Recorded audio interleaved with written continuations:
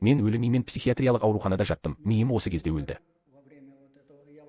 Кейін тіріліп қайта тірілдім, бірақ миым өліп қалды. Дәрігерлер мұның бәрі адам өсімдігі, оның миы жұмыс істемейді деді. Ешқашан адамдар үшін дұға етіңіз. Міне, демонологиялық сипаттан арылу тұрғысынан. Жалпы оның Құдаймен кездесуінің қызықты оқиғасы бар. Өмірде қызықты жол, иеміз көп нәрсе жасады.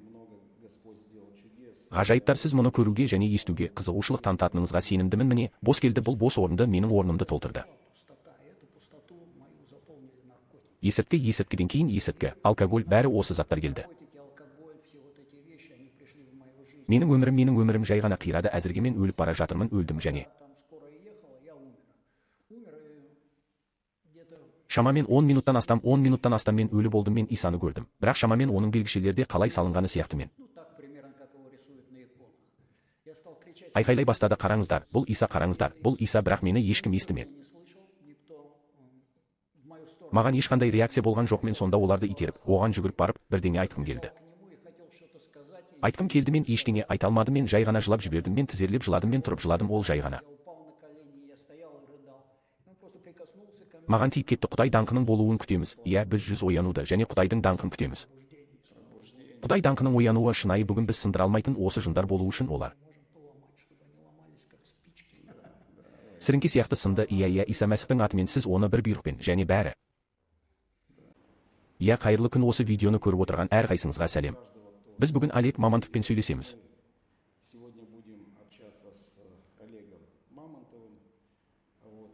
Міне, ол өз өмірі туралы, Мәсіхке қалай келгені, тәубеге қалай келгені, оның өміріндегі қандай процестер болғаны туралы айтады.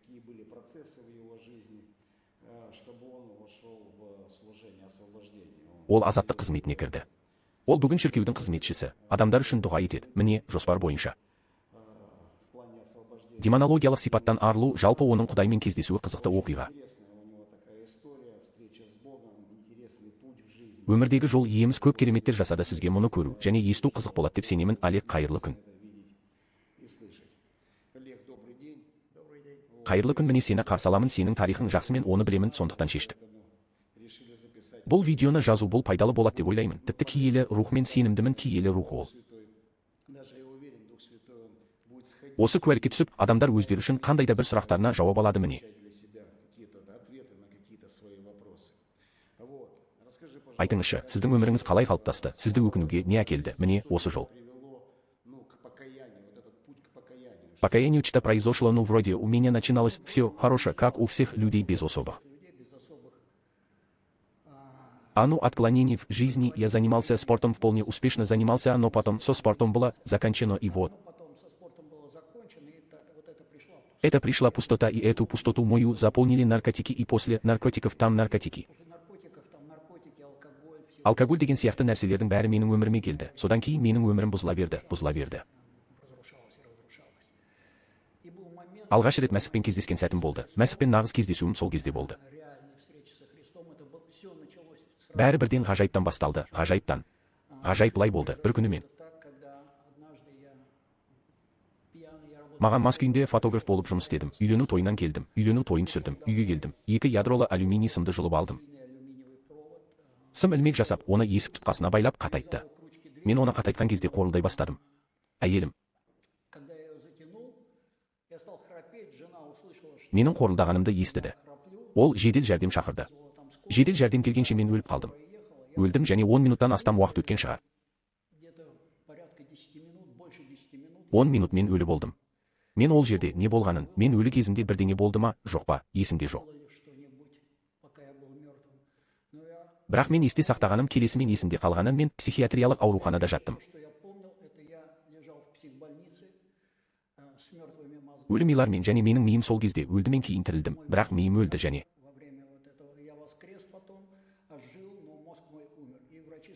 дәрігерлер мұның бәрі өсімдік адам екенін және оның миы ешқашан жұмыс істемейтінін айтты. Мен ол жерде қанша жатқанымды білмеймін, бірақ шамамен 1 ай болуы мүмкін және менің есімде қалғаны мен бір кездері болғаным. Фотограф бұл менде қалған жалғыз ой. Мен әйелімді танымадым, баламды танымадым мен. Мен қайда екенімді мүлдем түсінбедім. Мен кіммін, мен жүрдім. Менің денем көгеріп кеткен еді және қашан. Одан неге денесі көгеріп кеткенін сұрағанда, дәрігерлер оның вестибулярлық аппараты істен шықты деді. Мен жүріп, соғылып жүрдім. Бұрыштар және мен жалпы өсімдік болып өмір сүрдім, бірақ бір күні түсімде осылай болды. Бұл арман еді. Түс көрдім, мен соқыр және керең адамдардың үлкен тобын көрдім, және олар жүрді.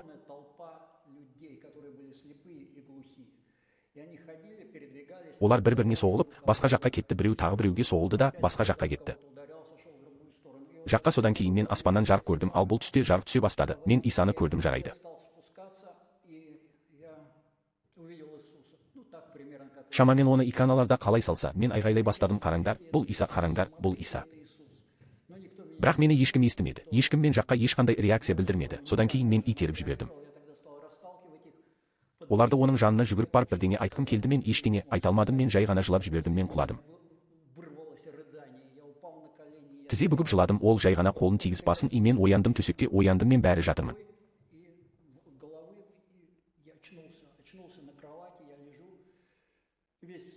Көз жасымды төгіп, мені қалтыратады. Мен бір жерде палатада, ауруханада екенімді түсіндім. Бұл менің бірінші түсінгенім. Сосын мен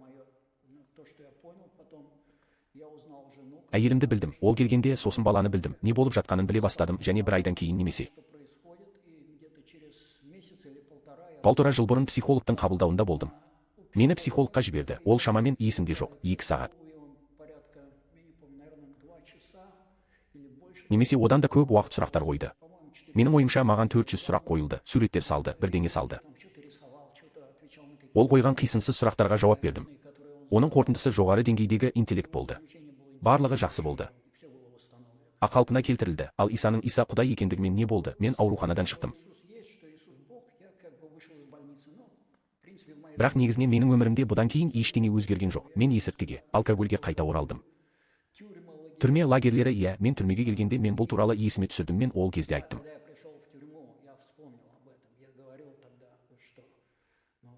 Иә, Иса, міне, сен менің өмірімді құтқардың, және мен сенің бар екеніңді білемін, және мен сол жерде Інжілді оқи бастадым. Менде 5 жылдан астам уақыт болды. Менің мерзімім 5 жылдан асты. Мен сол жерде 5 жыл отырдым. Сосын сол жерде Інжілді оқи бастадым. Яғни сен Иса Мәсіхпен кездестің. Шіркеуде емес, бұл жай ғана түс еді. Мен бір түс көрдім. Ол қалай жұмыс істеді? Осындай ғажайып, жындар сізді өлтіргісі келді. Менің ойымша, иә, және менде екеуім болды. Бұған дейін клиникалық өлім, менде клиникалық өлім болды. Онда мен жай ғана ауруханада және 3-ші күні жатып жүрмін. Мені реанимация бөлімшесінен босатқан. Сондай-ақ ол өз-өзіне қол.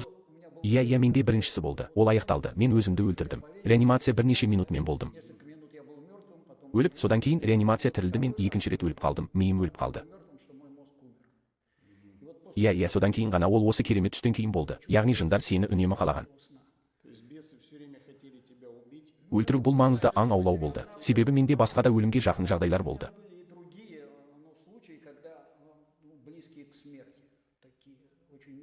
Мен аман қалмауым керек болған кезде көптеген жағдайлар болды. Бірақ мен аман қалдым. Бірақ одан басқа, бірақ бұл ең жарқын болды. Өйткені Иса дәл сол жолы келді және мен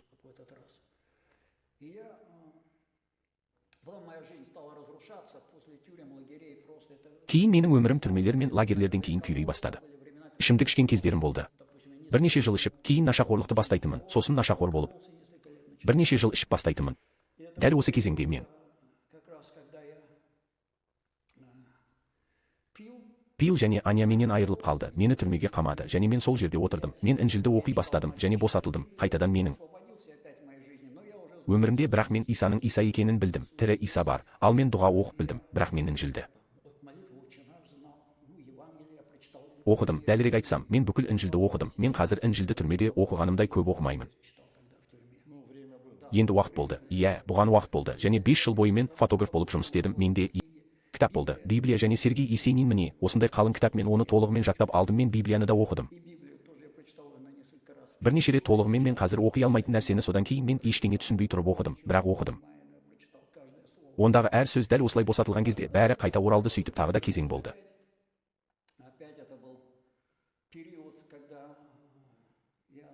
Мен іше бастадым және менің өмірім қайтадан күйрей бастады. Бірте-бірте мен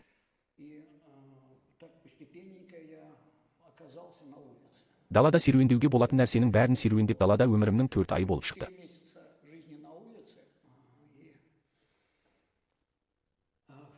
Подъездердегі жертөлелерде және сол жерде мен шынайы түрде иемізге жүгіндім. Ол менің есімде, ол мені. Маған ием айтты, мен сенің бар екеніңді білемін. Неге сен менің өмірімді қалдырдың? Бірақ егер ол саған керек болса, оны ал, ол маған керек емес. Сонда мен қаладағы адамды кездестірдім. Ол маған Мәсіх туралы айта бастады және қайда келу керектігін айтты. Мен жақсы дедім, мен келемін де келе алмадым, мен қайтадан ішіп келе алмадым. Қандайда бір жерден мен есімде жоқ 2-3 күн. Мүмкін өтті, мен Құдайға айттым, мен айтамын, мен бір адамды кездестірдім. Ол маған көмектескісі келді, бірақ мен оны тағы да кездестіре аламын. Мен оны 2-ші рет кездестірдім және қайтадан ішіп қайтадан келмедім. Және маған тағы да гайкаларда бұрынғыдан да қатты қысылды. Содан кейін мен Құдайға тағы да айттым, мен Құдайға айтамын, міне, мен осыны 2 рет кездестірдім. Адам, және егер оны 3-ші рет кездестіруге болатын болса, мен оны 3-ші рет қалада кездестірдім, және ол маған тағы да сол сөзді айтты. Мен 4-ші рет болмайтынын, бұл соңғы рет екенін түсіндім. Содан кейін мен сол жерге келдім. Мен осы үйде, осы пәтерде тұрдым. Біраз уақытқа тоқтадым. Мен орындыққа отырып, түн бойы отырдым. Ішкен жоқпын. Таңертең тұрып, ол маған айтқан жерге бардым. Міне, менің оңалтуым осыдан басталды. Мен келген кезде, менің бірінші аяным, орталыққа келген кезде, менің бірінші көргенім. Қандайда бір қалыпты адамдарды көрдім. Қалыпты адамдар. Меніңше, мен соны іздедім. Қалыпты адамдар қайда? Міне, мен оларды көрдім. Бір-біріне қалыпты қарайтын осы қалыпты адамдарды. Дұрыс өмір сүреді. Маған бұл қатты ұнады. Міне, мен іздей бастадым.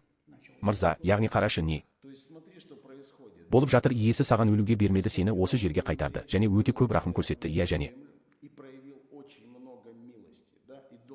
шыдамдылық, ол сені өте ұзақ күтті, үнемі шақырып, үнемі күтті. Сен мен бұдан көп рет бас тарттым, көп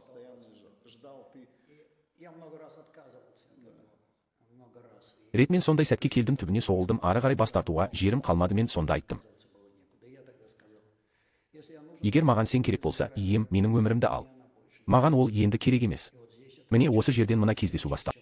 Мені 3 рет шіркеуге шақырған және мен бас тартқан адам мен. Міне, мен шіркеудемін.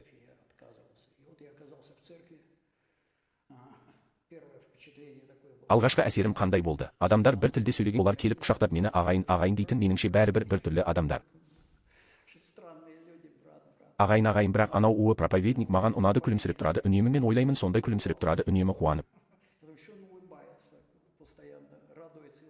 күлімсірейді. Неге қуануға болады? Сосын менің ойымша солай маған айтты, сен центрге барасың ба, реабилитацияға? Мен айтты, мен сіз жіберген жерге барамын. Олар түрмеге барасың ба? Мен түрмеге жарайды дедім. Түрме, мен ойладым, түрмеде артық болады деп ойладым. Мен бар болғаны 5 жыл отырдым. Түрмеде мен қайда болса да барамын дедім. Мен барғанда көрдім.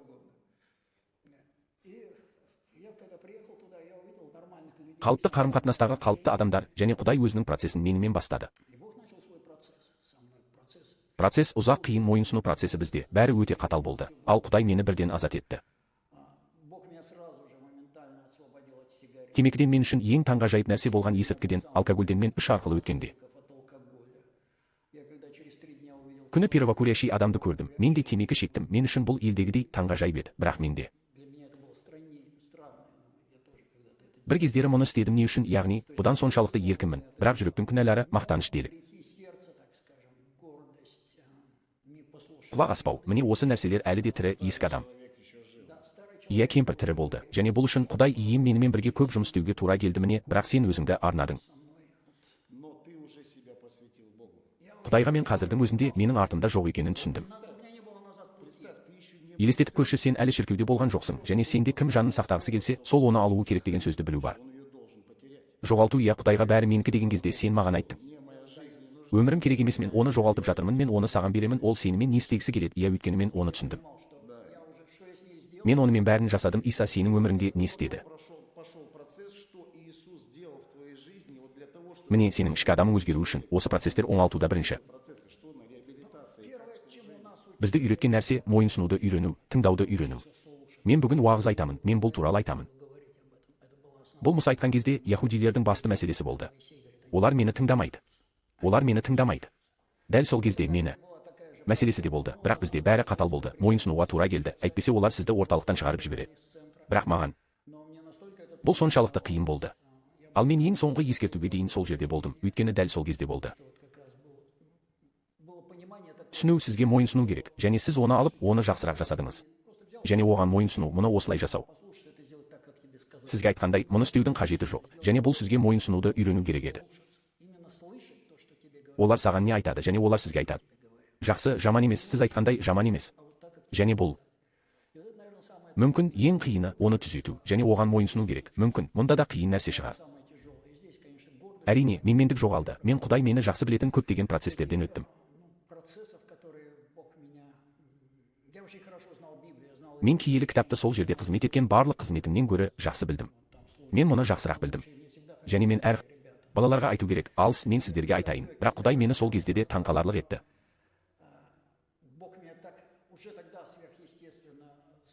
Қызметші осындай болды. Бұл қысқа оқиғаны айтайын, оның аты Толик еді, және ол бір нәрсе уағыздады, және ол айтады. Адамдардың бәрінен де ұзағырақ өмір сүрді. Кімді атаған есімде жоқ, 300-ден астам жыл деді. Мен тоқтаңыз дедім. Муфусал 969 жыл өмір сүрді деп жазылған. Ол Сидиге сен қайдан білесің дейді. Бір апта бұрын келдім, мен солай тұрамын. Киелі кітапты алып оны көрсету керек еді. Құдай отыр дейді. Мен бір рет отырдым, ол сен қазір оның күшін жоясың дейді. Беделін түсіріп, ешкімге ештеңе бермейсің. Содан кейін мен момындықпен отырдым. Содан кейін мен бір нәрсені түсіне бастадым. Кейде тіпті әділеттілікпен бірдеңеге ишара қылсаң да үндемеу керек. Міне осындай.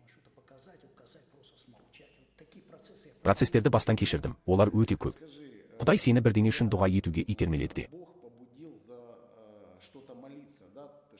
Сен бірдеңе көріп, дұға ете бастадың ба? Шіркеуде қандай да бір қозғалыс болмады. Саған не болды?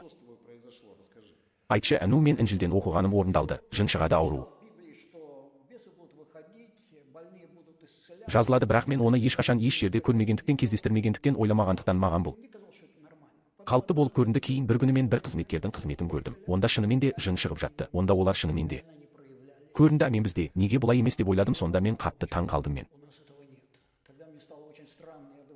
бізде неге жақсы қызметкерлер, жақсы шіркеу бар, бірақ бұл жоқ деп ойлаймын. Менің реакциям это болды. Мен бізде пайда болу үшін дұға ете бастадым. Мен әрине Құдай мен арқылы қозғала алмайтынын түсіндім. Бірақ мен 2-3 айлық оңалту үшін келдім. Мен бұл мен туралы тақырып емес екенін түсіндім. Бірақ мен мұны істей бастадым. Мен күн сайын ораза бастадым. Мен жындарды ораза және дұға етіп, ораза бастадым деп түсіндім. Күніне бір күн сайын мен тамақтандым. Мен бір жыл бойы жедім. Түнде мен таңертеңгі сағат 300-де тұрдым. Мен түнде 300-де оятарсыз тұрдым. Құдай мені көтерді. Мен бұл үшін мен қашан, ал жақсы қызметшілеріміз бар, адамдар шақырылған сияқты, бірақ ол ешкім үшін жұмыс істемейді. Мен олар үшін дұға ете бастадым. Яғни, сіз осы қозғалыс басталатында етіп дұға етіп, ораза қойдыңыз. Бағасы төленді, бірақ ол жайдан жай келмейді. Мен не туралы, яғни сенім бар, қалау бар, қызғаныш бар, бағасы бар, құрбандық бар, және содан кейін қозғалыс басталады. Ол қалай басталды? Бір жексенбі күні мен қызмет ете бастадым. Бір жылдай өтті. Тәубе етіп, орталыққа келгеннен кейін бір жылдан сәл астам бұл қарапайым жексенбілік қызмет болды. Мадақтау қызметі мен әдеттегідей өтіп, содан кейін барлығы үшін табыну кезінде дұға етіп қолымды қойдым. Қолымды жарайды, мен әрқашан дұға еттім. Ештеңе болған емес, бірақ бір күні осы жексенбіде бәрі болды. Жұмыс істеу осылайша адамдар менен ұшып кете бастады, еденге жабысып жығылды. Ал міне осындай қуатты қозғалыс сосын сол жерде. Ешкім тұра алмады, адамдар маған жақындай алмады. Міне бір кезде дәл қар көшкіні орталыққа қарай ағылды. Міне осыдан кейін киелі рухтың қызмет ету қозғалысы басталды. бір түрлі емдеулер орын алды. Бірдеңелер болып жатты. Ал міне жазбалар да бар. Тіпті мен бөлмеде дұға қылып шығып, оларға кім кіре алады, осы бөлмеге кірсін дедім. Сонда адамдар кіре алмады. Міне осындай қатысу түсіп жатты. Бұл баға төленді. Міне ояну басталды. Және тағы да болды. Мүмкін, міне киелі рух қозғалды. Бірақ қандай да бір қызметтердің бірінде кешке мен оның қасынан келгенде бір адамның есінде болды. Ол менен қашып кетуге тырысты. Бірақ ол менен қашып кете алмады. Ол жасаған сияқты. Бірақ мұның бәрі оның баяу болды. Қалай білесіздер, түсіңізде болады. Жүгіресіз немесе суда жүгіресіз, ол тырысып еді. Және жасай алмады. Содан кейін ол құлады. Және оны қатты шайқай бастады. Мен түсіндім. Бұл жындармен оған шығуды бұйыра бастадым. Міне, бұл алғашқы қақтығыс болды. Содан кейін шынымен мені Құдай шайтанмен қақтығыстырды. Ол адамда болды. Содан кейін мұның бәрі өсе бастады және таралу, яғни мен олармен барған сайын барлық жерде кездесе бастадым. Міне, біз тіпті кездестік. Қаланың бір жерінде мен оларды қаланың қақ ортасынан қуып шығардым. Бір жерде, орманда, бұл бізде болды. Адамдар кездесті. Қандай да бір рухани әлем қозғалысы ашылды. Я бірінші мені таңғалдырған нәрсе басталды.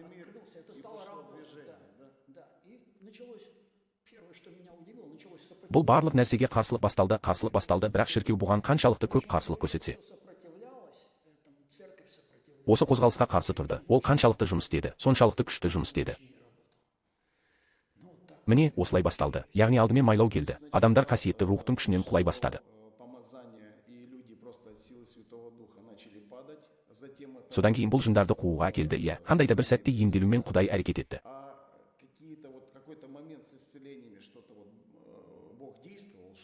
Бірдеңе болып жатыр, емделу болып жатыр. Ең қуаттылардың бірі, мүмкін, бізде болған кезде. Николай есімді адам келді. Оның жүрегінде жасанды қақпақшасы болды. Жүрегі ол келді. Оның таблеткаларының пакеті бар. Менде таблеткаларға тыйым салынды.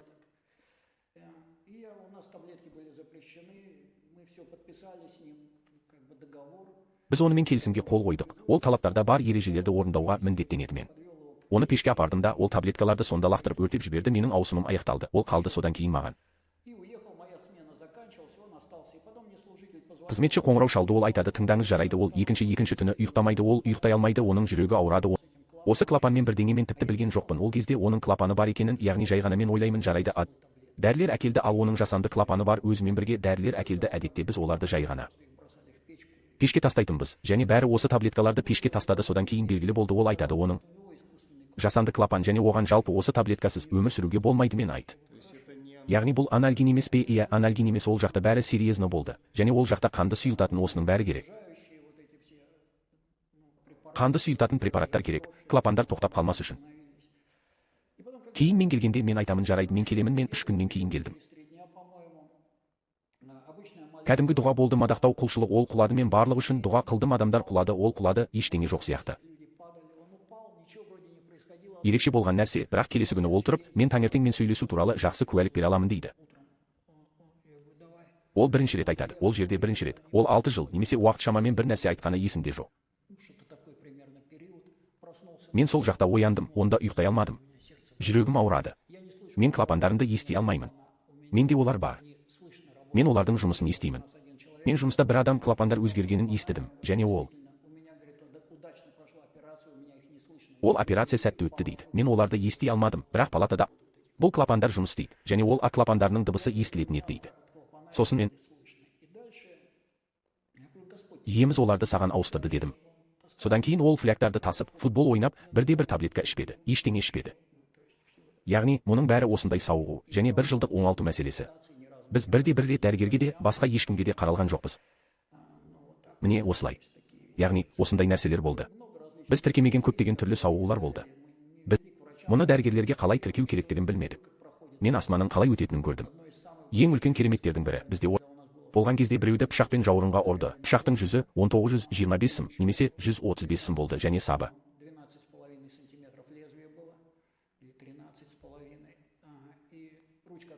сынып қалды, және дәрігерлер оның ішінде жүзі бар екенін байқамады. Олар оны сол жерге жабыстырды, және ол біздің орталыққа келді. Бір уақыттан кейін біз оның осы жарасы үшін дұға ете бастадық. Бір уақыттан кейін оның арқасында міне осында бір томпақ пайда болды. Мен қарашы томпақ деймін, мен бұл шығар деймін.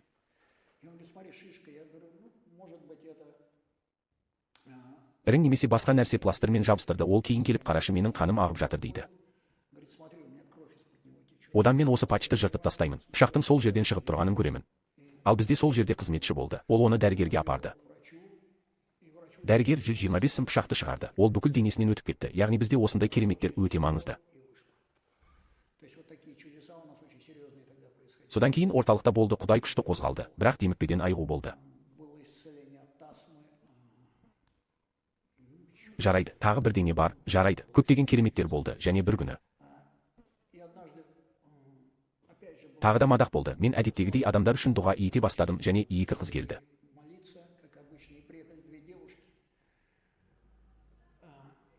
Міне мен жақындап қолымды қойған кезде, олар құлап, олардан жындар сөйлей бастады. Еркектермен ал олар ештеңе демеді, мен саған оны бермеймін, ол менікі, міне осыдан басталды менде осындай күшті. Осы шайтандармен қақтығыс бірінші рет, мен бұған дейін шайтандар болған сияқты еді, сондай-ақ олар шықты. Яғни шайтандардың дәрежесі өсе бастады, барған сайын ауырлай түсті, ал мына сөйлейтіндер алғаш рет олар сөйледі. Олардың барлығын таң қалдырғаны, олар тілдерде сөйлеген кезде, бұл бәрі үшін шок болды. Шайтани тілдерде, міне бұл біз үшін, бәріміз үшін шок болды. Мен оларды қуып шыға алмадым. Содан кейін мен 3 күнге постқа кіріп, бізде орталықта шайтандар туралы барлық нәрсені оқыдым. Қандай кітаптар болды? Бұл Видерик Ханзаданың кітабы болды. Ол жерде Карлосан Конди туралы шайтандарды шығарады. Мені тыңда, шайтан, тағы бір кітап. Менің ойымша, мен онда болғанның бәрін оқыдым. Бірақ Құдай маған мұның бәрі қалай болғанын айтты. Құдай маған оразада 3 күн болды. Құдай маған оның өзі маған жүгінсін деді. Маған айт, Иса мені азат етсін, және мен жақындағанда мен барамыз дедім. 3 күннен кейін азаттық үшін дұға етейін. Мен саған айқайлау керек деп айттым. Иса мені құтқар, Иса мені азат етсін, және ол бастағанда айқайла, Иса мені азат етсін. Олар одан шыға бастады. Міне ол босатылды. Яғни жынды шығару үшін сен шығарып жатқан адамның сенімі және оның жеке қалауы өте маңызды. Ол 100% бостандыққа ие болды, яғни менің қызметім осылай басталды.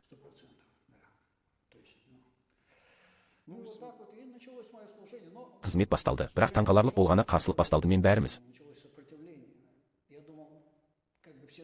Бізде осындай қызмет пайда болғанына қуануымыз керек деп ойладым, бірақ бәрі керісінше болды. Яғни кітаптар болды, бірақ бізге бұл қызметті оқудың қажеті жоқ. Оқуға болатын еді, бірақ жасауға болмайтын еді. Өте қызық. Болмайды, алмаған басшылықтың алғашқы шағымдары түсе бастады. Маған адамдар үшін дұға етуге тыйым салынды. Маған жындарды қууға тыйым салынды. Жарайды, мен қатты кіріспеймін. Мәліметтерге, яғни қақтығыс басталды, содан кейін мен бір шіркеуден шықтым. Міне осының бәрі үшін.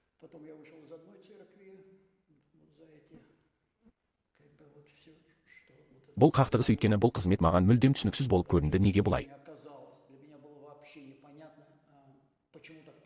болып жатыр? Мен сонда Құдай мені өз қызметім басталу үшін өз жеке процесіне шығарып жатқанын түсінбедім. Міне бұл босату, және бұл ұзақ жол болды. Содан кейін мойынсыну, және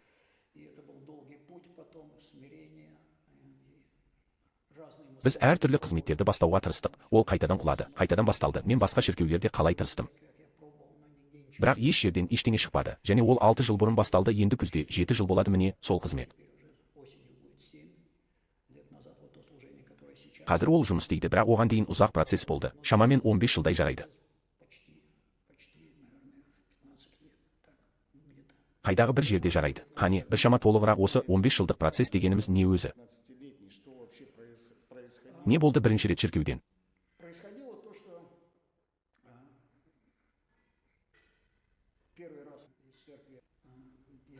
Мен шықтым, өйткені маған адамдар үшін дұға етуге, азаттық үшін дұға етуге тыйым салды. Мен мұны істей алмайтынымды түсіндім. Мен мұны істей алмаймын, бұл жай ғана жұмыс деді. Мені туған күнге шақырды. Мен туған күнге келдім де артынан отырдым. Үстел, бұл христиандық туған күн. Менің Олег маған уағызда, бізге бірдеңе айт деді. Емізде мен Інжілді аштым, ал шайтандар көріне бастады. Мен ол не істей? Яғни Құдай, мен қуып бастадым, Құдай рұқсат етеді. Адамдар тыйым салады. Бәрі осылай болды. Ғажап. Мұндай күшті қақтығыс, өйткені мұның бәріне қарсылық көрсетуге тура келді. Кейінірек басқалар менде. Шіркеулер, сондай-ақ басқа қызметтер жарайды. Бәрі де осындай күшті қарсылық болды. Қарсылық, мен оған кірдім бе? Жалпы бәрін тастап, өз ісіммен айналыса бастадым. Ал айтып берші, мына оқиғаны қашан? Сен шығуға мәжбүр болдың. Құдай сені өз жолмен алып жүрді. Біз не болып жатқанын білмейміз. Бәрі Құдайдан. Қабылдаймыз. Міне Құдай сені өз жолмен алып жүрді. Сен ауруханадағы әйел үшін дұға етуге барғанда не болды? Бұл өте қызықты оқиға болды. Мүмкін ол ең күшті болып қала береді.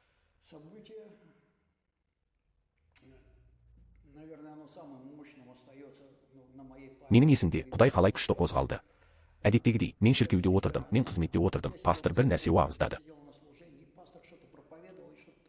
Және ол бір нәрсеге қарсы уағыздады. Жалпы, мен не істесем де. Жалпы, бәріне түсінікті болды. Мен шыққан кезде қызметтен кейін осындай жақсы басылған болды. Ал маған бір адам айғайлады. Ол Олег дейді. Мен иә деймін не?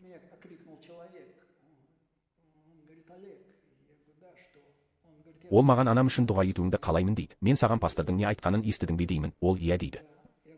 Мен айтамын, міне, ол мен туралы айтатын барлық жаман нәрсе. Бұл мен, яғни мен айтамын, сен осыдан кейін менің дұға еткенімді қалайсың ба? Анаң үшін, ол маған Құдай оған ол үшін дұға етуіңді айтты дейді. Жарайды, мен дұға етуге бардым. Жалпы, онда онкологиялық аурухана болды. Біз келген кезде, менімен байланысуға тыйым салынғандықтан, мен ешкімді өзіммен бірге ала алмадым. Мен бір досымды алдым, ол шіркеуде көп болған жоқ. Қатты байланысы жоқ еді. Мүшесі делік, бірақ сенуші көптен бері, және ол менімен бірге кетті, және біз ол жаққа келгенде біз не көрдік, Палатада бір әйел болды, біз онымен сөйлестік, мен оны ескерттім, мен айтамын, ал сен маған көп жамандық айтасың. Сіз менің сіз үшін дұғамды қалайсыз ба? Ол жоқ дейді. Мен сенің мен үшін дұға еткеніңді қалаймын, және мен дұға ет. Одан жын ер адам тілінде, ер адам даусымен сөйлей бастады, және ол осындай нәрселерді айта бастады. Ол мен шықпаймын дейді. Мен неге деймін? Ол мен жынмен жабысып қалдым дейді. Олар кейде осындай нәрселерді береді. Міне менімен бірге болған досым Игорь, мен айтамын, Игорек түсірші, міне ол жайғаны ол. Ол мұндай көздерді ешқашан көрген емеспін. Мен не болып жатқанын түсір деймін дедім. Ол түсіре бастады. Ол сайтан әрі қарай күте тұр дейді. Мен шәркей киіп алайын дедім. Мен киіп ал дедім. Содан кейін әйел өзін айналдыра бастады. Ол қан деп айқайлай бастады. Мен айналамда қан көріп тұрмын. Содан кейін ол құлап біраз уақыттан кейін тұрды. Ал оның шіркеуде ешқашан болмағаны харизматикалық бестдесятниктерде де, харизматикалықтарда да емес. Шіркеулерде оның православиелік шағын иконалары болды. Ол тұрғанда иеміз рухы әулие деді. Мына иконаларды алып тастаңыз, мен оларды қалтама жинадым. Мен рухы әулие туралы естігіңіз келе ме дедім. Содан кейін ол аян дейді. Мен сіздердің екінші тарауындағы қасиетті рух туралы айта бастаймын дейді. Ол басталады. Қандай да бір тілде сөйлеуге, ия сондай әдемі тілде. Біз шок болдық. Адам шіркеуде болған емес, ол үшін ешкім жариялаған жоқ тілдерде дұға ету үшін. Ол жай ғана қандай да бір әдемі тілде сөйлей бастады.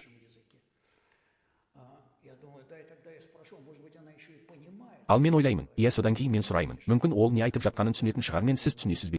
Ол айтады, ия мен айтамын, нуи ол Құдай қазір айтады, ештеңеден қорықпа, сен маған келе жатырсың, мен сен өлдім және сен маған қуанып келе жатырсың. Содан кейін ол маған саусағын көрсетіп пайғамбарлық ете бастады. Ол әрдайым шайтандарды қуып шығарасың, сен маған қызмет етесің деп айта бастады. Содан кейін менің жеке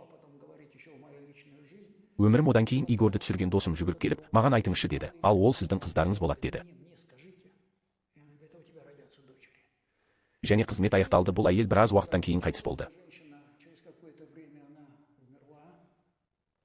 Бірақ ол қайтыс болды. Иса оны алып кетті. Ал біз Игорь екеуміз бір-бірімізге қарап отырдық. Жарайды, бәрі қайда? Бізге уәде еткен нәрсе 2-5 жылдан кейін оның барлық пайғамбарлықтары дәл орындалды. Міне, сөзден міне. Әр сөз жалпы алғанда бәрі орындалды. Міне, адам шіркеуде ешқашан болмаған кезде осындай күшті қызмет болды. Ол ауруханада қасиетті рухқа бірден тиді. Ол тілдерде сөйлеп, оларды түсіндірді. Және міне, дәл осы майлау шіркеуде жетіспейді. Міне, дәл осы күш шіркеуде жетіспейді. Иә, бұл көбінесе пайғамбарлық қозғалыс болды деп ойлаймын. Өйткені мен бұған ұқсас ештеңе көрген жоқпын. Осындай нәрселер орын алу үшін, бірақ адамдар тілдерде сөйлей бастағанда, олар ешқашан болмағандарды түсіндіреді. Шіркеуде мен бұл туралы айтып тұрмын. Шіркеуде болмағандар және бірден иеміз қасиетті рух дейді. Міне, ол бірден аян болғаны бірден таң қалдырды. Бұл қасиетті рух іштей бірден үйретеді. Адамды оның қатысуымен адам бірден өзгереді. Бұл даңқ қатысуы. Құдайдың жай ғана Құдайдың даңқы адамды лезде өзгертеді. Дәл осы нәрсе жетіспейді. Неліктен? Себебі бүгін сіз үйретесіз, сендіресіз, түсіндіресіз. Бұған жылдар кетеді. Ал мұнда ол лезде дәл осылай түсінбеймін. Жарайды, мен де бір рет көрдім.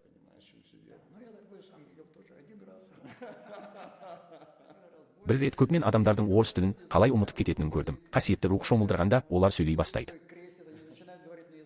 Тілдерде бізде бір жігіт бар. Ол не жазып жатыр дейді. Ол маған қағаз жазып жатыр дейді, жазады.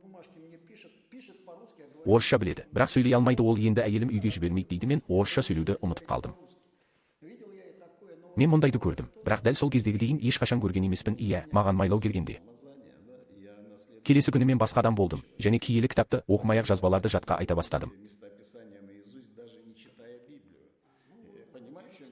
Түсінесің бе, мәселе неде? Мен өзімді тыңдадым, және мен толығымен өзгердім. Міне, сүндеттеу процесі де болды. Иә, ескі күнәкар адам сияқты. Менде әлі де бірдеңе болып жатты, бірақ мен өзгердім. Мен толығымен есірткіден азат болды. Мен енді ешқайда ұмтылмадым. Мұны да рух жасайды. Біз қандай да бір дінді, бір нәрсені өзгертуге үйретеміз. Оқыңыз, қараңыз. Бірақ рух мұны істегенде бұл бұрын болады. Дәл қасиетті рух мұғалім болғанда адам емес, Құдай. Міне, оған қан туралы кім айтты? Ол бірден қанды көріп, содан кейін иеміз қасиетті рух деді. Оған мұны кім үйретті? Бұл өте жетіспейді. Сонымен пайғамбарлықтар орындалды. Иә, осы әйел арқылы киелі рух айтты. Иә. Және менің түсінгенім бойынша сен бірнеше шіркеу арқылы өттің. Иә, осы сыйлықпен, қызметпен, жақсы, олар қабылдамады. Иә. Біз тіпті өзіміздің бөлік нәрсені де сынап көрдік, бірақ ол қабылданбады. Яғни, мен бір кездері бастаған адамдар маған бәрі жоқ деді. Бірақ менің түсінгенім бойынша бағдаршының қызғанышы мен бәсекелестіктен қорқуы адамға майлау. Иә. Процестер адамдарда сұрақтар тудырады. Неге онда бар, мұнда жоқ? Иә, бұл ең алдымен нақ осы. Менің ойымша, бұл сұрақ көптеген адамдар үшін ауыр болуы мүмкін. Неліктен ауыр? Артқы қатарда тұрған адам ол өзі үшін өте жақсы жұмыс істейді. Және артта тұрғандар үшін бөлім жұмыс істемейді. Менің ойымша, бұл ең жағымсыз сәт болды. Иә, мүмкін олар шіркеудің таратылуынан қорқатын шығар. Сондықтан мен түсінген сәттер, иә, және көрінген сәттер, ал сіз өткен кезде. Бірнеше шіркеулер негізінен оны қабылдамады, және сіз не істей бастадыңыз? Өмірдегі қай кезең болды? Ал мен бәрін, сол кезде менің барлық іс-шараларым азаттыққа қатысты. Мен Мәскеуге көшіп, жұмыс істей бастадым. Мен сияқты фотограф ретінде жұмыс жасаңыз, яғни Петрдің қалай оралғанын білесіз бе? Мен балық аулауға барамын дейді. Тек Москвада ғана, ал қалай ауладың? Мен оны сол жерде 6 жыл бойы өте сәтті ауладым. Бірақ ақырында бәрі құлап кетті, бәрі талқандалды. Ол жерде сондай болды. Менің ойымша, бұл Құдайдың менің өміріме жасаған соққысы ма, әлде ол мені өзіне лақтырып жіберді? Мен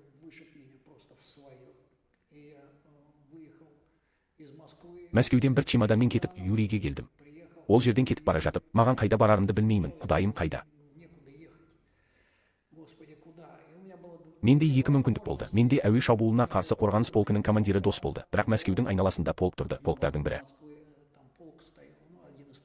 Ол маған кел, полктегі пәтерімде тұрамыз, штабта жұмыс істейсің, бәрі жақсы болады деді.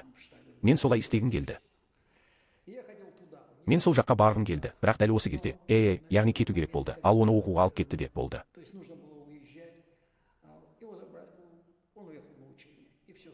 Онымен байланыс жоқ. Олар оқуға кеткенде оларда спутниктік байланыс болады. Менде онымен ешқандай байланыс жоқ. Содан кейін бір ғана жол қалды. Міне, Юрийге, Краснодарға. Мен Юрийге келдім. Оның мұнда 6 үй болды. 2 қызы.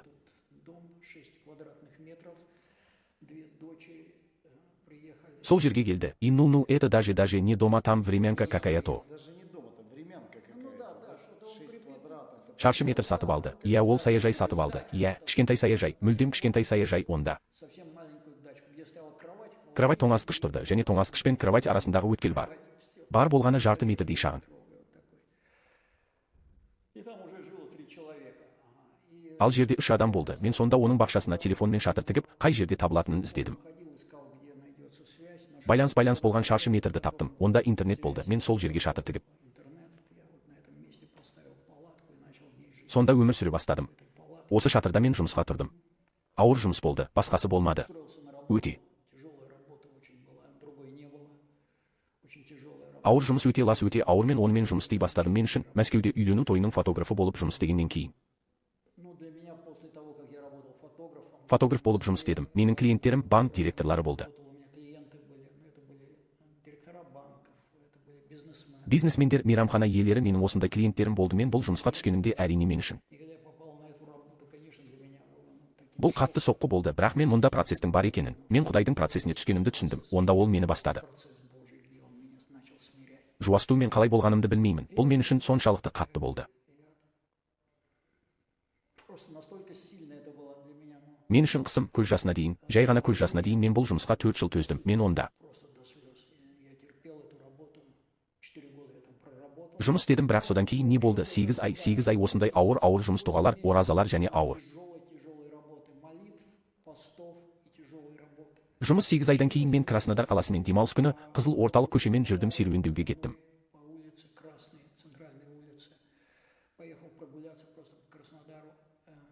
Жай ғана Краснодар арқылы маған Ася есімді қыз қоңырау шалды. Біздің топта кім бар? Бәрі оны біледі, сонда ол жай ғана болды.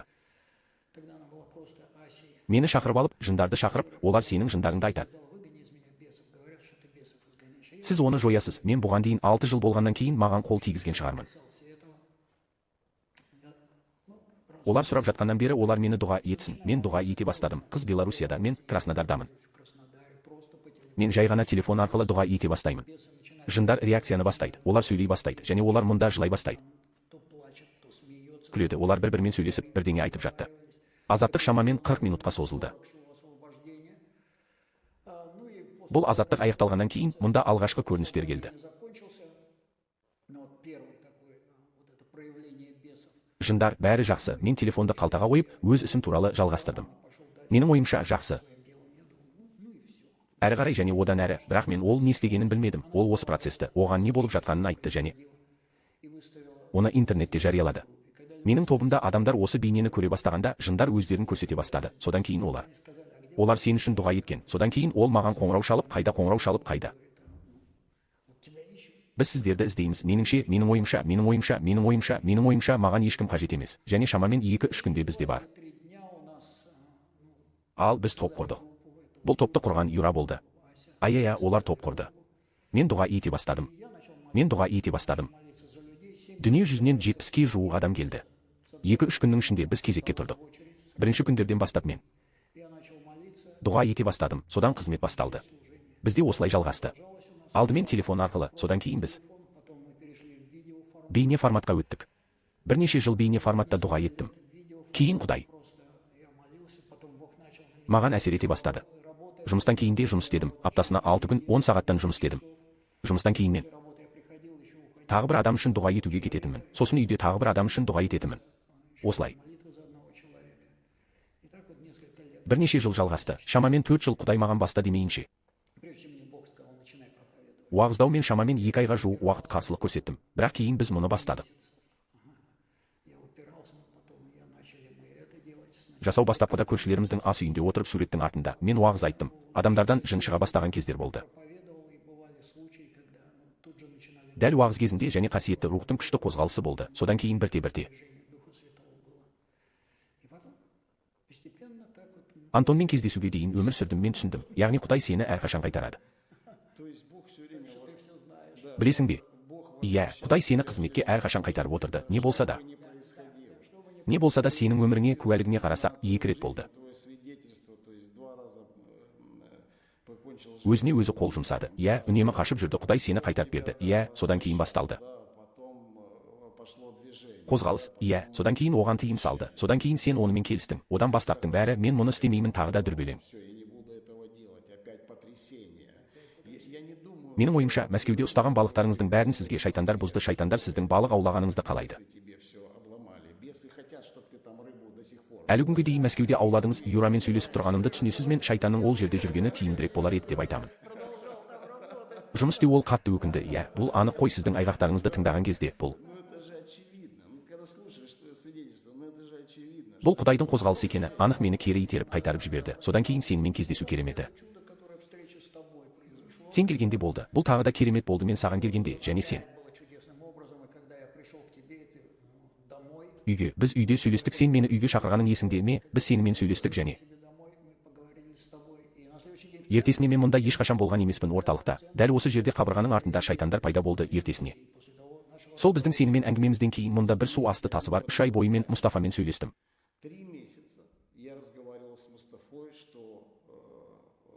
Бізде сауықтыру және азат ету қызметі болды. Және біздің адамдардың ішкі проблемалары бар екенін түсіндік және Жалпы шіркеуде принципті мәселелер бар, біз қызғана бастадық, және мен дұға ете бастадым. Мұстафа кітаптарды бер дейді. Біз тапсырыс береміз. Міне, сен кітаптарды қалай оқыдың, тағы бір рет оқимыз. Мен айтамын, иә, не оқу керек? Мен осы үшін дұға ете бастадым. Міне, 1,5 айдай дұға еттім. Содан кейін кездейсоқ осы арқылы. Адам, иә, бұл кездесу болды. Кездесу болды. Мен ешкімді шіркеуге шақырғым келмеді. Сен маған жаздың, өйткені саған мен шақырамын деді. Мен ешкімді шақырған жоқпын. Мәселе онда. Мені алдады, сені сол жерде күтеді деді. Мен жай ғана жақсы, мен беремін дедім.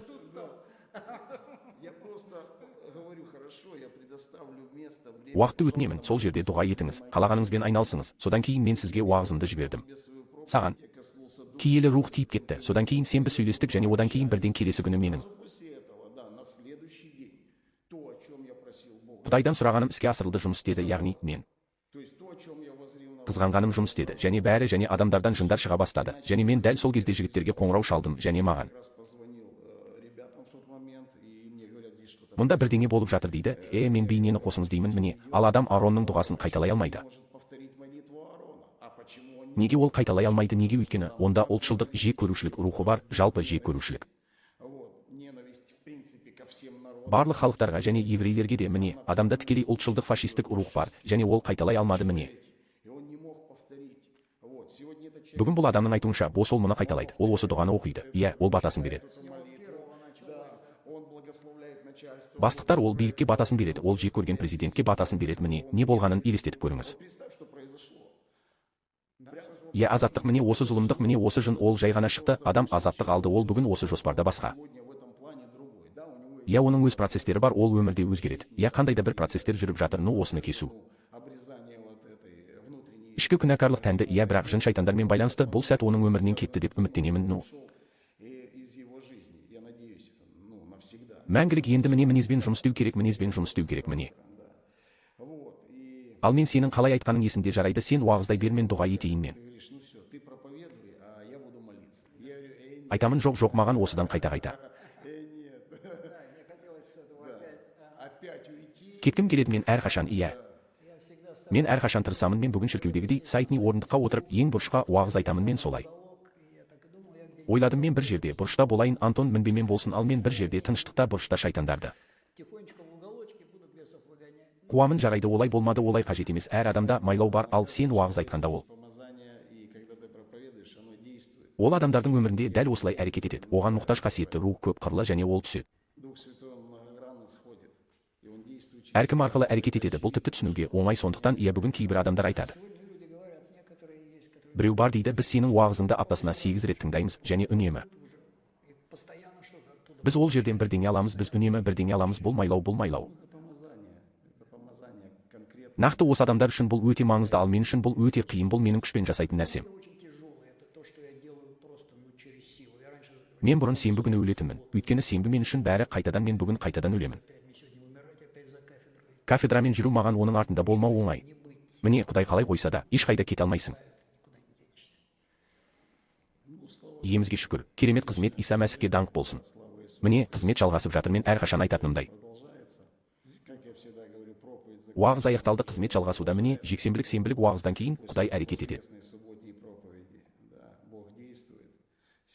Бүгін адамдарды азат ету, әумин, жарайды. Олег, шын мәнінде бүгінгі күнге не бар екенін қараңызшы, иә.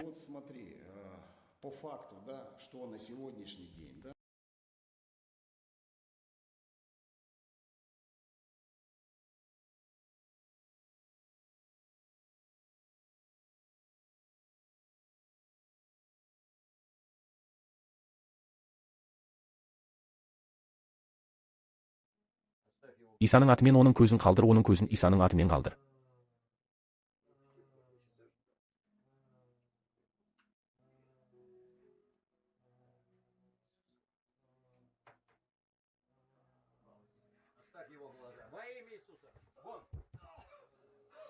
Одан шық, оны қалдыр, Исаның қаны.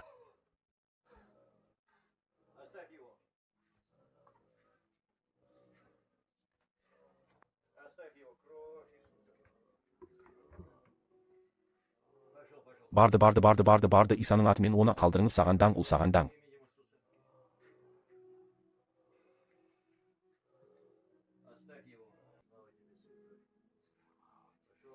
Барды сол жерге қарай жүгірді, одан шық.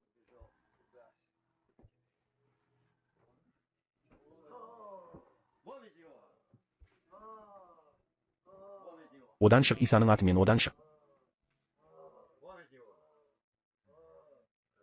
Қиратады одан шық барды шығып кет.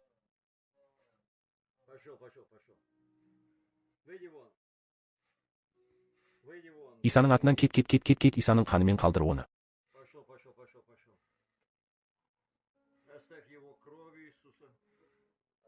Оны қалдыр Исаның қанын қалдыр одан құтыл одан кет Исаның қаны.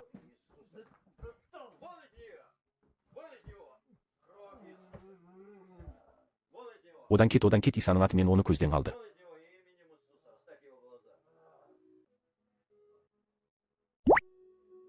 Иса Мәсіхтің атымен.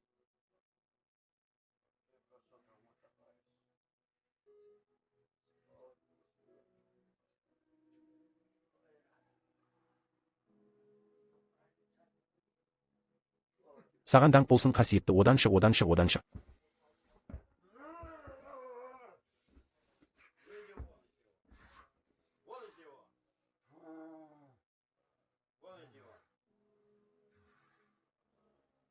Исаның қаны саған қарсы оны маған салуға болмайды Исаның атынан кет.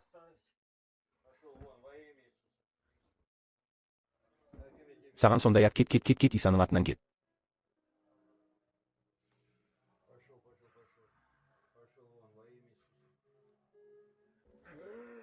Музыка одан кет көзіне тиме.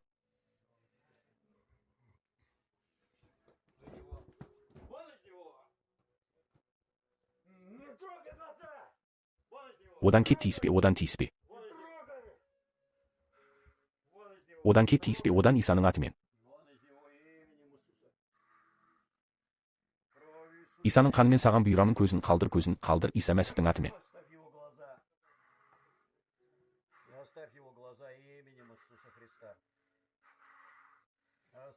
Көзін қалдыр саған айтамын ия көзіне тиіспе.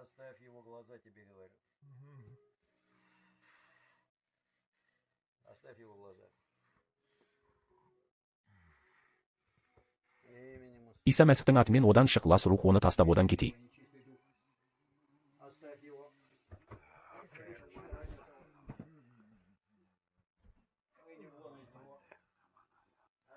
Исаның атымен оны қалдыр Исаның қаны саған қарсы.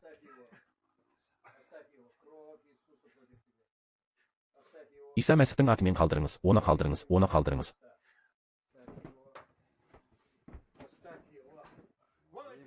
Исаның есімі шайтанмен байланысты одан шығыңыз Исаның атымен. Қайда тығылдың Исаның атымен шүберек таңдаңыз одан шығыңыз Исаның атымен.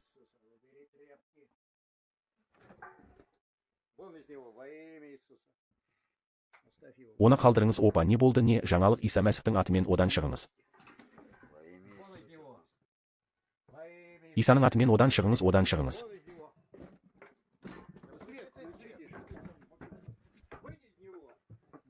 Ұстаңыз одан шығыңыз сізден босатуды өтінеміз.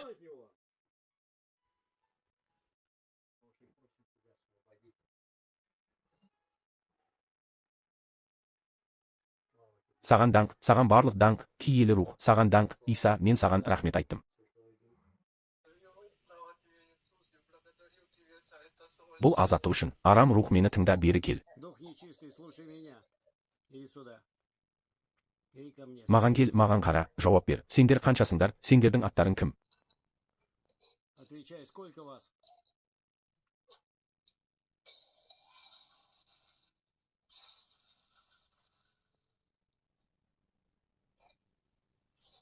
Как имена ваши?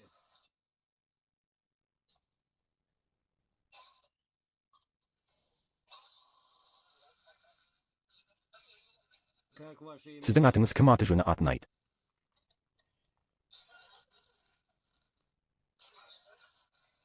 Имена.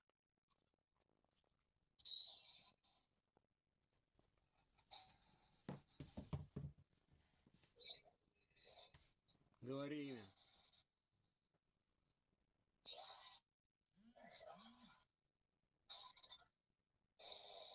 Кто ты? Sen kimsing? Men o'lim ruhiman.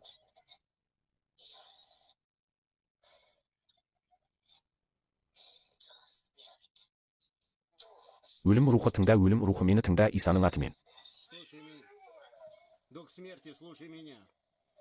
Именем Иисуса Христа я приказываю. Masih men odan шығуды buyuraman. Вон пошел. Вон.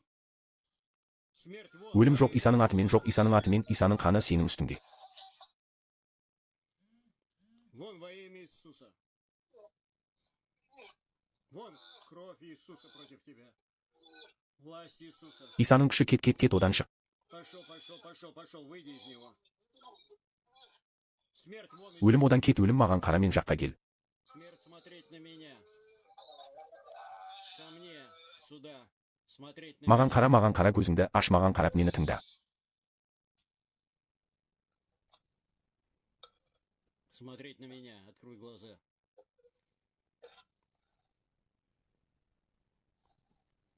Смотреть на меня и слушать меня.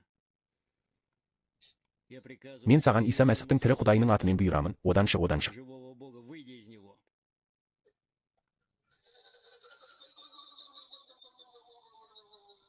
Выйди вон из него. Эшла баса Трамахаяның музыкасы оны таста.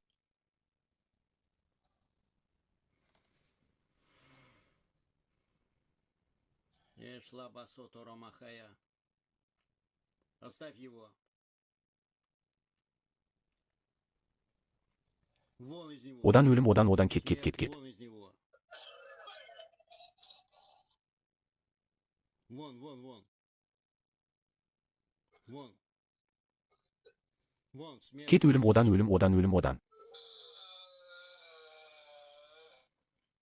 Смерть вон из него.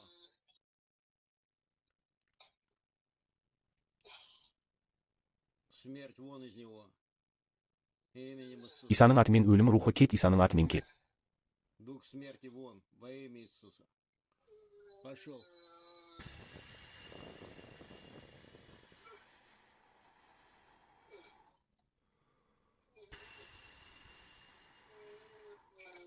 Выйди вон. Одан шық, оны қалдыр. Оставь его. Оставь его. Оставь его. Оны Исаның билігі қалдыр, саған даңқ Иса. Власть Иисуса.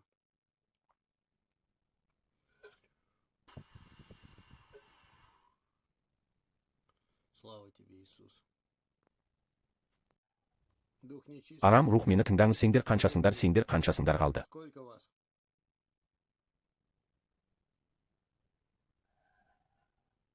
Сколько вас осталось?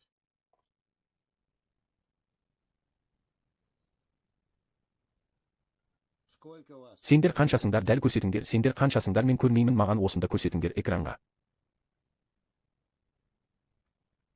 Сколько вас? Я не вижу. Покажи мне сюда.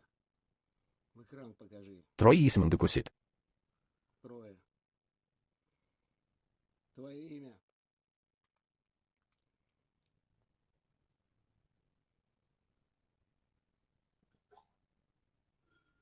Имя твое. Сіздің атыңыз сияқты, сіздің атыңызды атаңыз.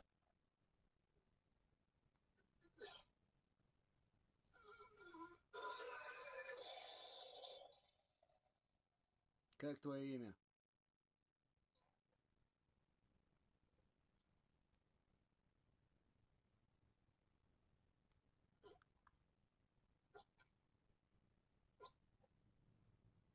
Имя назови.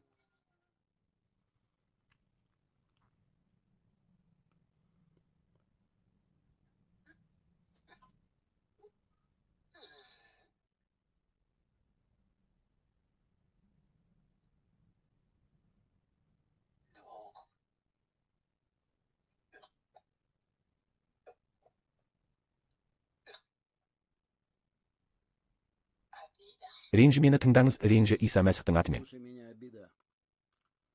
Именем Иисуса Христа. Обида вон из... Ренжі одан кет, реніш.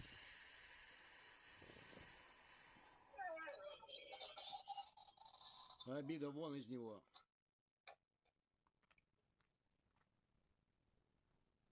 Вон из него обида.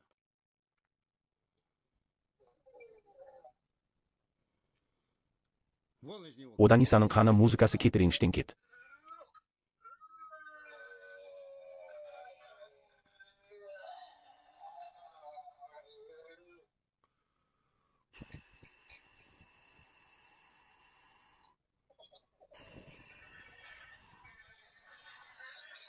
Выйди вон, обида. Слава тебе. Саған даңқ Иса кетті, ренжі кет, Исаның атымен кетті. Имя Иисуса.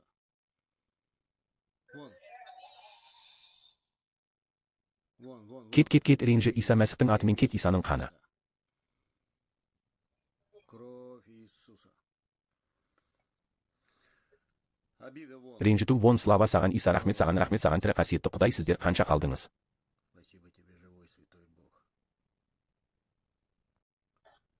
Так, сколько вас осталось?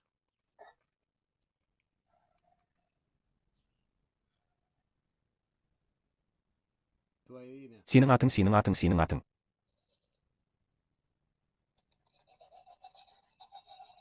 Имя твое.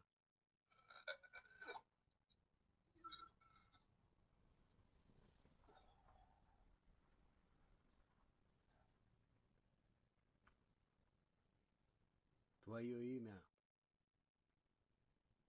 Кто ты? Сен кімсің, кім екеніңді айт.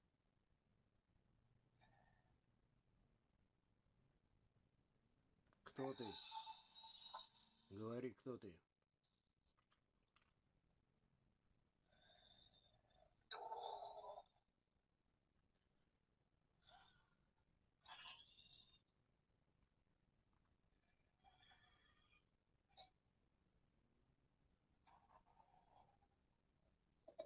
Имя.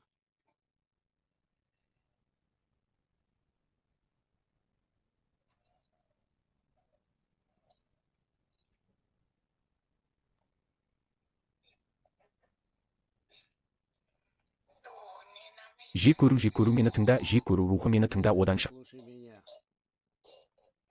Дух ненависти, слушай меня. Вон из него. Вон кровь. Кет, Исаның қаны саған қарсы, музыка, одан шық.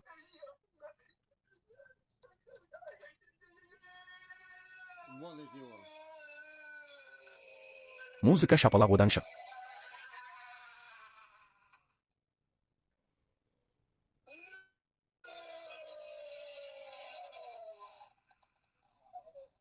Вон из него.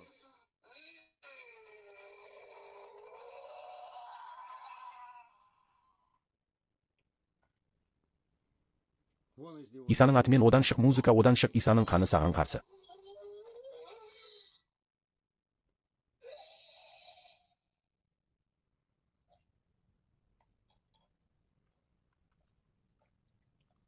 Вон из него кровь Иисуса против тебя. Ненависть вон. Жек көру жоқ.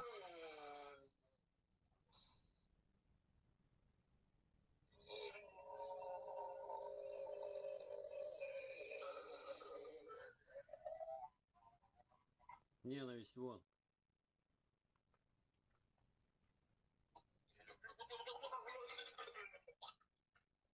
Вон. Шапалақ жоқ, сағандан әулие.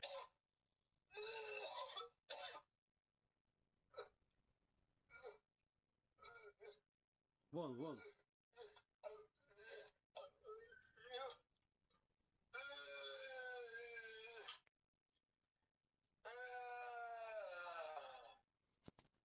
Слава тебе, святой. Кипларо бахая. Бақайы құрамане санта бисантақ сағандан Иса, саған рахмет. Слава тебе, Иисус. Спасибо тебе. Деман бері кел, маған кел, мұнда қаншасың, маған қанша екеніңді көрсет.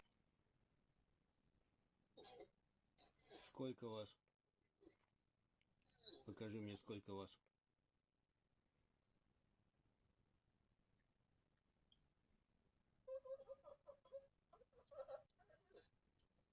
Один. Братың кім атын айтады?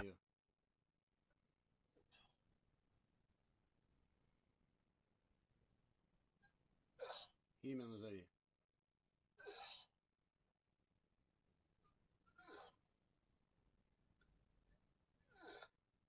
Имя.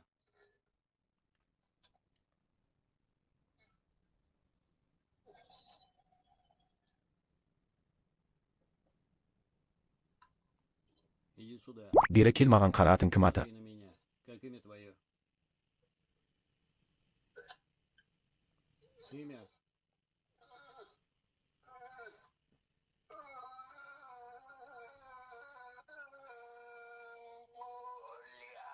Біле тағы да атын кім ауырсыну?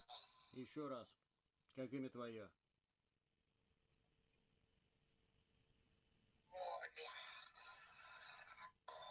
Ауырсыну, ауырсыну, ауырсыну. Ауырсыну, ауырсыну, Исаның атымен мені тыңдаңыз, одан шығып кеттіңіз, сыртқа шығыңыз. Боль, слушай меня. Именем Иисуса. Вон из него. Пошел. Выйди вон. Боль, вон из Ауырсыну одан шығып кетті, ауырсыну одан шығып кетті, музыка. Боль, вон из него.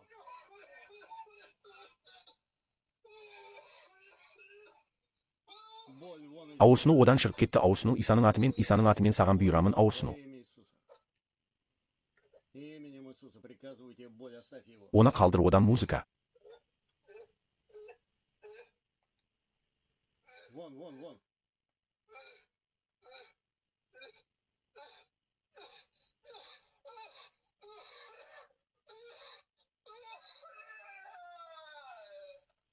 Оставь его. Оны Иса Мәсіхтің қаны, ауырсыну рухы, Исаның атымен оны қалдыр. Дух боли, оставь его во имя Иисуса. Славлю тебя. Сені даңқтаймын, жаратқан ием, саған рахмет, хор, сен тірісің, Исаға даңқ. Спасибо тебе. Хорхе, ты живой?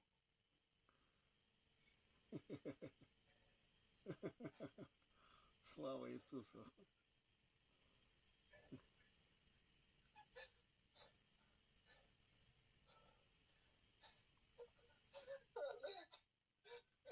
Бұл Құдайдың сүйіспеншілігі, ғажап сезім, слава Богу. Слава Богу. Слава Богу. Слава Богу, саған даңқ, Иса, тірі Құдай. Месом таю.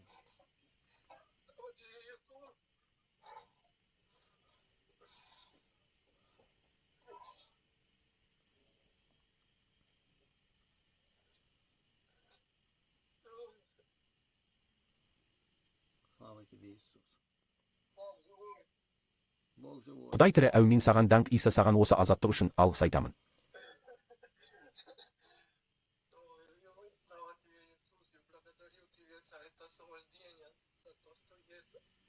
Бауырым, жаның шайқасы үшін, осы сүй үшін Исаға рахмет айтамын, бердім.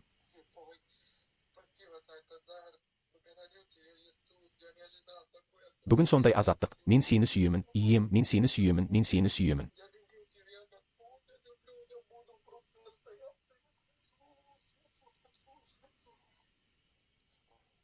Слушайте Мені меня. тыңдаңдар, шыққан рухтар, жүрек қатты, мен сіздерге қайта оралуға тыйым саламын. Я запрещаю вам возвращаться именем Иисуса Христа. Иса Мәсіхтің есімімен, Исаның қанымен, Исаның күшімен мен сіздерге тыйым саламын. Власть Иисуса, я запрещаю вам возвращаться. Қайта оралу жарайды, Хорхе, еркін болсын, Иса Мәсіхтің атымен, Құдайға даңқ. Во имя Иисуса Христа. Слава Богу. Әмин, Құдайға даңқ, Құдайға даңқ.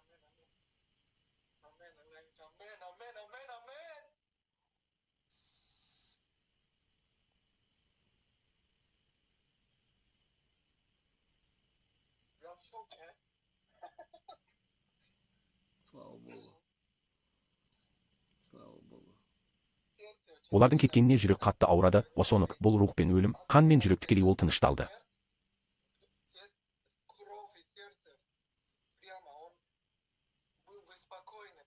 Үнемі және ол шыққан кезде жүрек рахмет айтты, маған тікелей рахмет.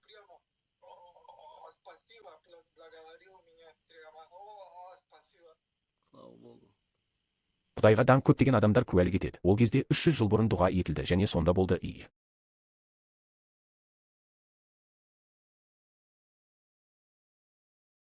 Многие свидетельствуют, было тогда, было там, молились 300 лет тому назад, и, в общем-то... Жалпы, ал бүгін ештеңе жоқ. Бүгін не болып жатқанын түсіну керек. Надо понять, Иә, сен онлайн дұға ететін тобың бар. Иә, онлайн молишься, да, за людей, за адамдар үшін, азаттық үшін. Яғни, кімде мәселе болса, олар жүгіне алады. Иә, біз бүгін немен бетпе-бет келеміз. с чем мы сталкиваемся сегодня. Не все өкінішке орай барлық адамдар азаттық ала бермейді. Өкінішке орай сеніңше не болып жатыр? Как ты думаешь, причины, что происходит, по какой Неліктен бұл әрқашан бола бермейді, білесің бе? Міне, біреу үшін дұға етеді, жарайды ма? молишься, прям, видно, все. Адамның еркін екені көрінеді, иә, оның өмірі өзгереді, және ал біреудің ібілістері көріне береді, және И, в общем-то, это жалпы бұл ауыр процесс жүріп жатыр. Бұл не? Менің ойымша, ауыр азаттық ұзаққа созылады немесе сол. Босату процестер сияқты, бірақ нәтижеге жету мүмкін емес. Мен көріп тұрған бірінші нәрсе бұл деңгей. Шайтандандыру ол анархия, әртүрлі шайтандандыру деңгейі бар. Нақты адамдар болды.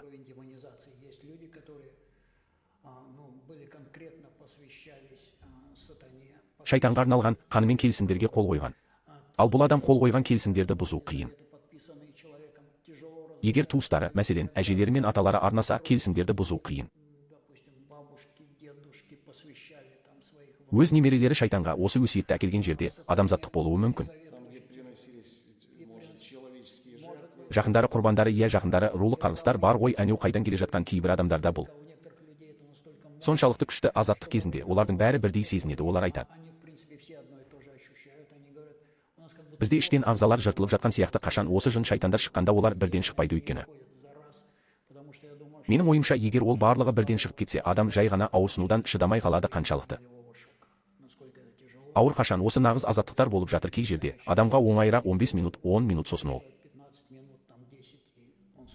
толықтай азат болады және қайтып оралмайды, жын шайтандар қайтып оралатындар да бар.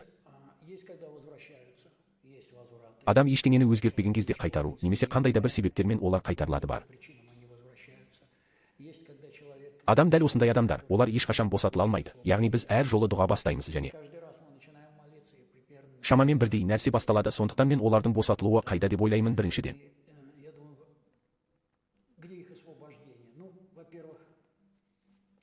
Мен осының бірін осының ішінде көріп тұрмын. Өйткені бұл шайқасып жатқан адамдардың бәрінің ішінде осы демонмен.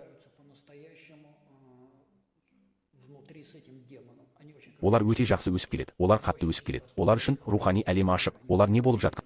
Осы күресте олар әрқашан өте қатты өседі. Осы демонға қарсы тұру арқылы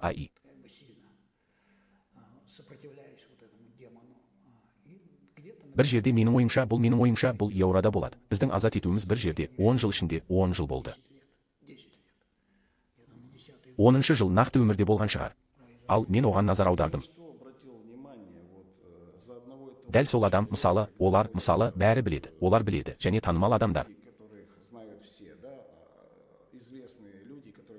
Босату олардың жаһандық масштабта жүруге рұқсат етіңіз. Олар осы адамдар үшін дұға етер едіңіз, және бұл адамдар дұға етіп, нәтиже дәл солай, олар сіздер айтады. Тегін және мен жоқ деймін, соғысыңыз басталды, ол жалғасуда, және сіз қалай әрекет етуді жалғастыруыңыз керек. Жылжыңыз, біз сенің соғыста екеніңді анықтадық, біз соны ғана істедік, қайда айтады. Адамға шындықты айту маңызды, бірақ сенің бостандығың бар екенін айту, бұл басқа деңгейдегі адалдық. Бұл бір жағдай, адамдар мұның бәрін сахнадан жасағысы келсе, бұл бір жағдай, және нәтижелері басқаша, ал басқа жағдай. Адам құпияға арналған кезде, біз іс жүзінде ешқандай босатуларды түсірмейміз, оларды көрсетпейміз, жарияламаймыз, жасамаймыз. Ешқандай жарнама, ешқандай жарнамалық шоулар ұйымдастырмаймыз, ешқандай куәлік жазбаймыз, жарайды, немесе өте сирек жағдайда, егер адамдардың өздері ақша алғысы келсе, біз мүлдем ақша алмаймыз, біз бұған ешқандай ақша таппаймыз. Біз не істемейміз, біз жай ғана қызмет етеміз, бізде бар барлық нәрселермен қызмет етеміз. Мен не істеймін? Мен өз өміріме қатысты, мен өзім үшін оқыған адамдармен өмір сүремін. Олармен бірге біз бәріміз бірге болдық. Адамдар мезгіл келеді, және сіз олармен сөйлесіп, олар үшін дұға етесіз. Олар біреуге кетіп жатыр. Сіз онлайнмен дұға етесіз. Яғни бұл адамдармен үнемі байланыста болыңыз, әрине. Бұл біз үшін дұға еткен сахнадан емес, мен бұл адамдарды білемін. Мен олардың өмірін өмір сүремін. Біз жақсы болып көрінгендей, бұл адалдық, бұл тағы бір бағышталудың деңгейі. Бұл арнау, яғни сіз шайтандандыру деңгейі бар деп санайсыз, және шіркеу киелі рухтың майлану деңгейімен жауап беруі керек, яғни ол да 100 болады. Біз өсуіміз керек, өйткені жындар бар. Олармен ешкім күресе алмады. Дұға еткен ең танымал қызметшілердің ешқайсысы бұл адамдар менде болды, және бұл Жындар қайтадан сөйледі, мен де дұға еттім. Жалпы нәтижелер И дальше, в общем-то, результатов нет. жоқ сияқты. Менің ойымша деңгей өсуі керек. Бізде өсетін жер бар. Должен вырасти. Нам есть куда расти. Вообще все Жалпы бүкіл шіркеудің өсетін жері бар. Бір жағынан шіркеудің майлау деңгейі және азаттық қызметшілері, екінші жағынан адам бұл фактор, бұл әрқашан ол босатылуды қалауы керек, ол жек көруі керек. Всегда он должен желать освобождения, он должен возненавидеть грех. Күнә осы жындарды, жын перілерді жек көруі керек. Иә, адам бас тартуы керек. Кейбір құпия күнәлар бар. Иә, От которых человек должен отказаться, да. Человек сам. адам өзі ораза ұстауы керек. Неліктен? Өйткені сіз қызметшілер ораза ұстайсыз, ал сіз мен үшін дұға етесіз, көбінесе менен жындарды қуып шығарасыз. Мен өз өмірімді сүремін. Өмірмен бұл жұмыс істемейді. Яғни адамның неліктен шайтандыққа түскенінің деңгейі. Уровень, почему человек попал в демоническое вот это Бұл әсер ету. Иә, жындар мен шайтандарға арналу деңгейі болды. Иә, туыстарының немесе осы адамның. Міне осында да человека. Вот, и здесь тоже нужен арналу деңгейі қажет. Шыққан барлық адамдарға мен кеңес беремін. Жай ғана бүкіл жүрегімен емес. прилепиться не просто всем сердцем, а прилепиться Құрбандықпен жабысып, яғни шіркеуге, Иса Мәсіхке, емізге шынымен байланған және қандай да бір к Господу и быть под каким-то начальством. адамдық басшылықтың астында болу керек. Жай ғана мен Мәсіхтің астында серуендеуге бардым. Мәсіх менімен бірге шіркеуде болу. В церкви, в сообществе. Қауымдастықта Христостың денесінің бір бөлігі болып табылады. Ол жұмыс істейді, өз міндетін атқарады. исполняет свою функцию. Функцияны емес, жай ғана номиналды түрде мен дінге сенушімін. Иә, яғни бұл көрінуі керек. То есть это должно быть проявлено. Послушание Көну Құдайға болуы керек. Ол адамға мойынсыну арқылы көрінуі керек. Ол көрінуі керек. Бұл маңызды. Мен әртүрлі адамдар бар екенін түсінемін. Әртүрлі қызметшілер бар, және мен өзім. служители, есть, я сам сталкивался. Мұны мен бетпе-бет келдім. Саған айтылғанға бағыну мүмкін болмаған кезде, саған берілген нәрсе, бірақ мен әлі де солай ойлаймын. Я думаю, это хорошо. Бұл жақсы және пайдалы. Біз шіркеудің ішінде болған кезде, және біздің үстімізде біреу болған кезде, қиындықтары бар адамдар үшін Для людей с проблемами демонизации. демонизациялау бұл жүз жақсы жүз жарайды. Соңында бірдеңе айтыңызшы. Ну и в заключение что-то вот скажи, что Сіздер білетін шығарсыздар. Мен келгенім туралы айтқан кезде, бүгін мен мұны есіме түсіремін. Когда вот я говорил о том, когда я приехал, а сегодня буду вспомню это в проповеди, Уағызда, қазір уағыз айтатын кезде, 1 сағаттан кейін, жарты сағаттан кейін мен де уағыз айтамын. Мен есіме түсіремін. вспомню этот случай, Бұл оқиға мен келгенде және Юраның шатырында тұрдым. Менің тағы бір досым Иван болды. Біз онымен хабарласып, мен и мы с ним созванивались, и я проповедовал. оған сол кезде уағыз айттым. Мен айттым, білесің бе, Иван, мен қазір толық сәтсіздікке ұшырадым. Сейчас в пол Менің бүкіл өмірім күйреді бәрі. жизнь провалилась. Все. Но я хочу Бірақ мен өмірімді Иса Мәсіхке арнасам, қазір толығымен берсем, ол не істейтінін көргім келеді. полностью отдам ее. Я хочу видеть, что он с этим сделает. Что из этого. Бұдан не шығады? Міне, қазірдің өзінде не шыққанын көруге болады. Ал қалай онлайн босату қызметі ол?